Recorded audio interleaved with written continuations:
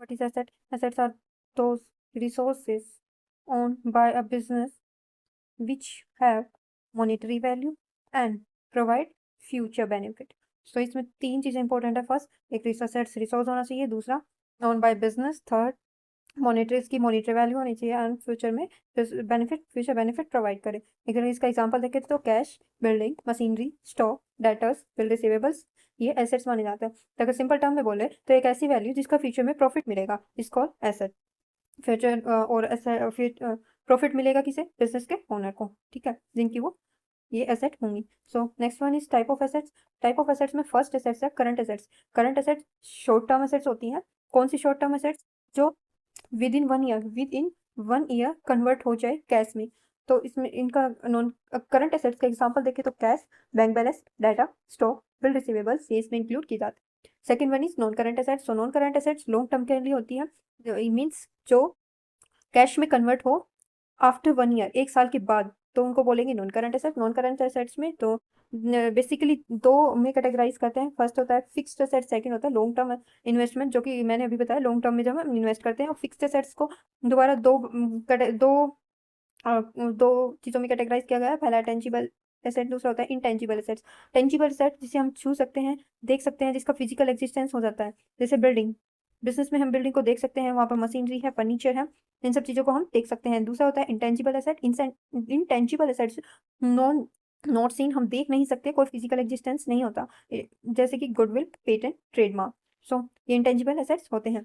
Third one is liquid assets. So liquid assets are which assets that can be easily and quickly convert into cash. So इसमें cash balance ये आता है. अगर इसमें लिक्विडली assets को order भी लगाए तो सबसे पहले आएगा cash, then cash bank balance, इसके बाद शॉर्ट टर्म जो इससे पहले आएगा बिल रिसीवेबल्स, देन आता है short term investment, then debtors, और उसके बाद आएगा प्री पेड एक्सपेंसेस. सो ये प्रीपेड जनरली इसको हमें कैश में इन फ्यूचर कैश में नहीं, फिर भी हम इसको एसेट मानते हैं. क्यों? क्योंकि हम इन फ्यूचर हम कोई भी कैश नहीं देने वाले, हमारे बिजनेस से कोई भी कैश बाहर नहीं जाने वाला है, फिर भी इन फ्यूचर हमें इसका प्रॉफिट मिलने वाला है. सो प्रिपेयर्ड एक्सपेंसेस को भी हम एसेट में इंक्लूड करते हैं.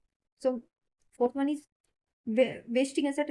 वेस्टिंग एसेट्स क्या होता है? Those assets which was decrease with use. जैसे यूज करते जाएंगे वो खत्म होता जाएगा. जैसे माइंस, ऑयल वेल. इसके साथ साथ अगर मान लो किसी एसेट पर कोई पेटेंट है, ट्रेडमार्क है, या फिर लीज पर ली गई एसेट है, उन सबको भी वेस्टिंग एसेट में इंक्लूड करेंगे, क्योंकि वो एक टाइम के बाद होती चली जाएगी.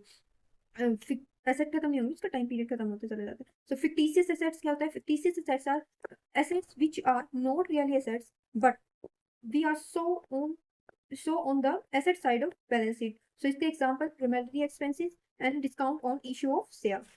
Important points जो कि याद रखने हैं. सबसे पहले क्या है कि जो एसेट है वो डेबिट बैलेंस शो करता है, first point.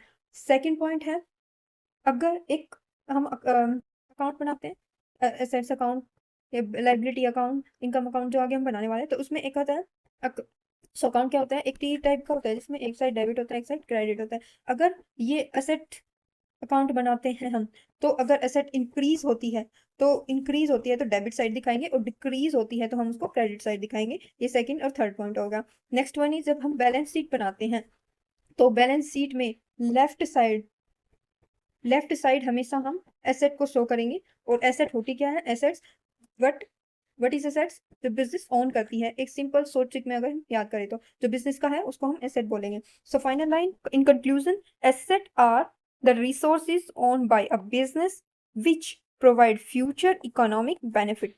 This was the memory stick. You can learn from this.